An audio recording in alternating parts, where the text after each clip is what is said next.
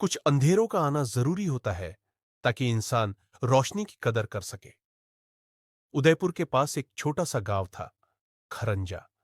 उसी गांव में रहता था एक 19 साल का लड़का, अर्जुन।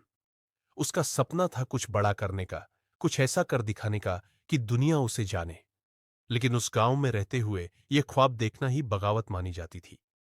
लोग कहते, तू किसान का बेटा है, तेरे हिस्से में खेत है, ख्वाब नहीं। पर अर्जुन के अंदर एक आग थी जो हर ताने को ईंधन बना देती थी।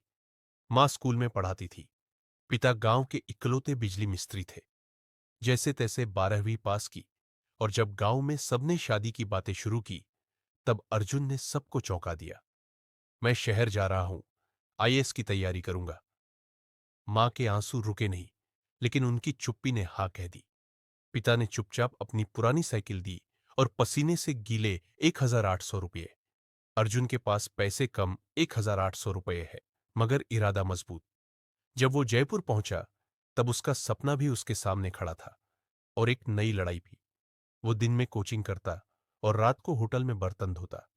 कभी कभी नींद इतनी ज्यादा थक चुकी होती कि नींद भी सोने से इनकार कर देती। लेकिन फिर भी अर्जुन हर सुबह एक नई उम्मीद से उठता। कोचिंग में उसकी मुलाकात हुई वरुण से। वो स्मार्ट था, अमीर भी, और सबसे बड़ी बात, खुद को बहुत चालाक समझता था। पहले तो उसने दोस्ती की, अर्जुन की मजबूरी और ईमानदारी को समझा, और फिर धीरे धीरे उसकी मेहनत पर कब्जा करने लगा। एक दिन वरुण ने कहा, मेरे पास सब है, लैपटॉप, नोट्स, टाइम। तू मेरे साथ चल, साथ में रहेंगे, पढ़ेंगे, तुझे भी फायदा होगा, मुझे भी। अर्जुन ने उसे दोस्त समझा और उसका हाथ थाम लिया।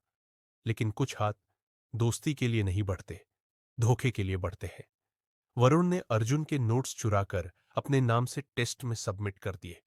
रिजल्ट आया, वरुण पास, अर्जुन फेल। कोचिंग वालों ने अर्जुन का नाम हटा दिया। लोग उसे नाकाम कहने लगे। होटल में भी ताने मिलने लगे, छोड़ बेटा, सरकारी नौकरी तेरे बस की बात नहीं। उस रात अर्जुन फुटपाथ पर बैठा था, हाथ में एक सूखी रोटी, आंखों में सवाल। मैंने किसी का बुरा नहीं किया, फिर मेरे साथ ये क्यों? वो चलने लगा, जैसे खुद से दूर भाग रहा हो। स्टेशन के पास रुका और ट्रैक पर बैठ गया। ठीक उसी वक्त एक बूढ़ा आदमी पास आया, सफेद दाढ़ी, गहरी आंखें, एक छड़ी और एक अजीब सी गर्म मुस्कान। मौत आसान है बेटा, पर जीना हिम्मत वालों का काम होता है, बूढ़े ने कहा। अर्जुन चौंक गया। वो आदमी था शिवराज काका, एक रिटायर्ड लाइब्रेरियन जो हर रोज स्टेशन पर भूले बिसरे चेहरों की कहानियां पढ़ता था। अर्जुन ने अपने आंसू छिपाए, पर काका ने सब देख लिया था। बोले, चल, तेरे लिए एक कमरा है, मुफ्त का नहीं है, पर भरोसे का है।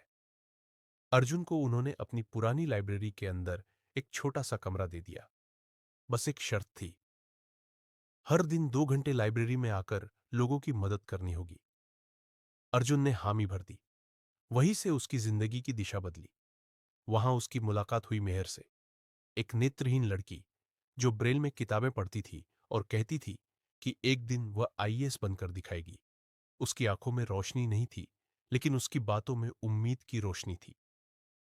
तुम देख सकते हो ना अर्जुन, मेहर ने कहा, तो देखना बंद मत करना। अंधेरों में भी रोशनी होती है, बस तलाश करनी होती है। अर्जुन ने पहली बार महसूस किया कि उसके पास जो है वही उसकी सबसे बड़ी ताकत है, उसका जिद्दी दिल। उसने लाइब्रेरी में ही एक छोटा सा कोचिंग ग्रुप शुरू किया, नाम रखा साया। वह गरीब बच्चों को पढ़ाता, उनका मार्गदर्शन करता। धीरे धीरे उसकी मेहनत रंग लाई। 3 साल बाद यूपीएससी का रिजल्ट आया। अर्जुन ने एयर 43 हासिल किया था, वही अर्जुन जिसे लोग नाकाम कहते थे, आज देश के सबसे कठिन एग्जाम में टॉप कर चुका था। अर्जुन ने सबसे पहले शिवराज काका के पैर छुए, फिर एक फाउंडेशन शुरू किया, मैहर फाउंडेशन। उन सपनों के लिए जो देखने के लिए आंखों की नहीं, हिम्मत की जरूरत होती है। गांव लौटा तो लोग उसके सामने झुकने लगे। जिन लोगों ने कभी उसके सपनों का मजाक उड़ाया था, आज उन्हीं के बच्चे अर्जुन की किताबों से पढ़ते थे। वो स्टेज पर खड़ा था, हजारों की भीड़ सामने थी। माइक उठाया और कहा, मुझे सिर्फ एक साइकिल, 1,800 रुपये और मां की आंखों में आंसू मिले थे। आज मेरे पास सब कुछ है, लेकिन सबसे बड़ी दौलत मेरी मां का यकीन और उन लोगों का साथ है जिन्होंने मुझे अंधेरे में भी देखा। तभी भीड़ में से एक चेहरा बाहर आया। वरुण। शर्म से झुकी नजरें, कांपते होठ और भीगी हुई पलकें। माफ कर दे अर्जुन, वरुण बोला। मैंने तुझसे धोखा किया, पर तू जीत गया। अर्जुन मुस्कुराया, उसके पास गया और उसका हाथ पकड़कर कहा, तेरे धोखे ने ही मुझे साया बनना सिखाया। तेरा शुक्रिया। आज अर्जुन एक आईएएस अफसर है, मेहर उसकी जीवन साथी। दोनों ने मिलकर देश भर में 27 लाइब्रेरी और 15 फ्री कोचिंग सेंटर खोले हैं।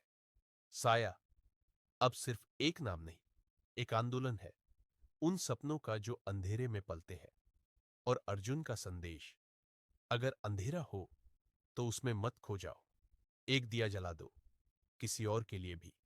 मगर इस कहानी से सीख क्या मिलती है? अगर तुम्हें भी कभी ऐसा लगे कि तुम्हारे पास कुछ नहीं है, ना पैसे, ना सपोर्ट, ना कोई ऐसा जो समझ सके तुम्हारे ख्वाबों को, तो याद रखना, तुम्हारे पास बस एक चीज होनी चाहिए, जिद, हिम्मत और भरोसा खुद पर। क्योंकि हालात चाहे जैसे भी हों, अगर इरादा सच्चा हो तो रास्ते वहीं से निकलते हैं जहां दूसरों को दीवारें दिखती है। इसलिए जब जिंदगी तुम्हें गिराने की कोशिश करे तो उठो, क्योंकि हर अर्जुन के अंदर एक साया पल रहा होता है, जो सिर्फ खुद नहीं, औरों की रोशनी भी बन सकता है। तुम भी अर्जुन बन सकते हो, बस हार मानना मत।